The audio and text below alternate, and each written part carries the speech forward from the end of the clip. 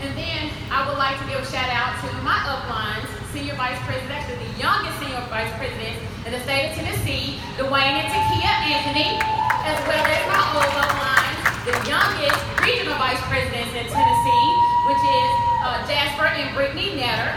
And I also, that's where we get the name, the Forever Young hierarchy, because we're the young ones in the building, okay? And then also, I want to give a shout out to my, to the people that support me the most in this business, which is Polo and Danielle. They were my replacements. These people used to drive 6 hours, okay, for me to train them. They drove to me, so I know they're going to be big in this business. Also, my best friend in this entire world, Jamel Nix, he's here with me as well in the back of the room. Woo! And so, you know, just a little about me. I started the business 2 years ago, and actually, before I got started, Primerica was actually presented. Well, 7 people approached me, okay, about Primerica. But the thing is, they came to me trying to sell me insurance, and so at the time, I didn't know the importance of life insurance, okay. And so then the 7th person came back and actually tried to recruit me to the business. And so I gave him a chance. I sat down because at that time, I was really going through some things in my life, okay? Yes, I was making $57,000 as a school teacher, but because I didn't have that financial education, you know, I was living paycheck to paycheck. I was that one who was putting money in places that where they didn't belong. And, you know, I just, you know, he presented the opportunity for me to make some additional money each month. And so the reason why I rejected it was because, you know, at the time I felt like I was good, okay? I'm good. My mama got life insurance on me. I don't know if y'all heard that before. My job got insurance on me. I don't know if you heard that before. And that's where I was. And so I turned all those people down. But then when that person, like I said, when he presented the opportunity to me and showed me what I could do for my family and how I could actually get out of my situation, man, I jumped right on it. And I said, yeah, go ahead, sign me up for some life insurance right now too, because I don't want to leave here and leave my children with nothing. And so, you know, that began my journey. I said, well, what do I need to do to get started? He said, put me in front of people. I was like, that's it. He said, that's it. I said, that's it. He said, that's it. I said one more time. I said, you sure that's it? He said, that's it.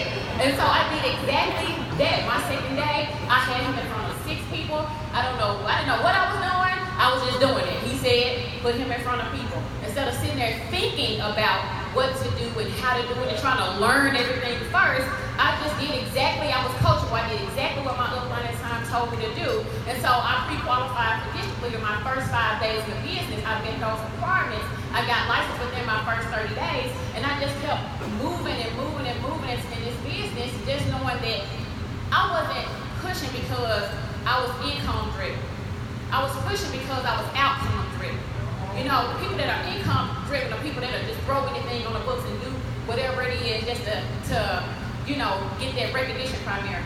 No, I wanted to do whatever it took so that I can move towards my mission. See, I was mission driven, okay? I knew that my mission was to do the same thing for Primerica, for people, for families that Primerica has done for me. See, I put my trainer in front of my mom. And my mom made sure that everybody had, you know, life insurance.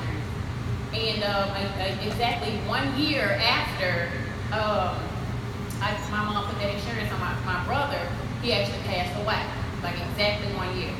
And so that ignited something in me even more, okay? And I went full-time in the business 6 months. I actually ended up retiring from teaching 6 months after getting started with the business because of the success that I was having, because I actually was able to replace my income. You know, I don't know if many people talk about mapping, but I was definitely in a MAP program that saved me on those months where I did not, you know, do what I thought I needed to do as far as the income was concerned. But again, I was not income driven, I was outcome driven. I am outcome driven. And so the thing is, you know, what I realized I needed to do was I needed to have a vision. I've heard people up here talking about having a vision, making it plain. And so for me to make it plain, I had to write it down. I had to take the I out of plain and put it in front of the word and say, I plan, okay? And so with me planning my vision and planning my goals and planning the steps that I needed to take to get to where I wanted to be, that helped me to get up on this stage today. My first trip was the Hawaii trip. Yes, I sat by the back door. I think waiters and waitresses were bumping up against me, and I was like, you know what? The next trip, I'm going to be sitting near the front. I was at table 17. Yesterday, I was like, okay, 16 spots from number 1. Let's go. And so I know I need to do what I got to do to make this change for my family, for myself, and for other families. See, if I actually think about my mission, then I don't have to worry about, if I'm going to do right by families, because I know that my mission includes helping families become financially independent, okay? And so, one of the things I had to realize that I needed to do was be proactive instead of reactive, okay? Proactive, like I said before, that's being task-driven. What do I need to do? Write down that plan. What do I need to do to get to where I want to be? Okay, step-by-step instructions. And then instead of being, reactive, whereas that's chaos-driven, where you're like, okay, I got to get this, I got to do this, I got to do this. And so that's when things go wrong. That's when your business starts to drop. And so I said, I can't do that. I got to be proactive.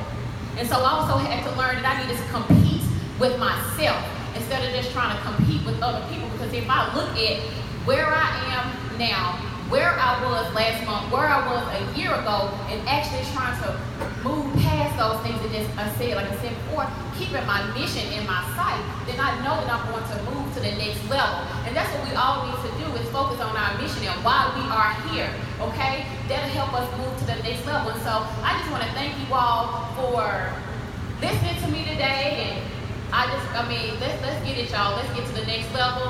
Y'all, I'm putting a ring on it. Coming the next trip. Let's go.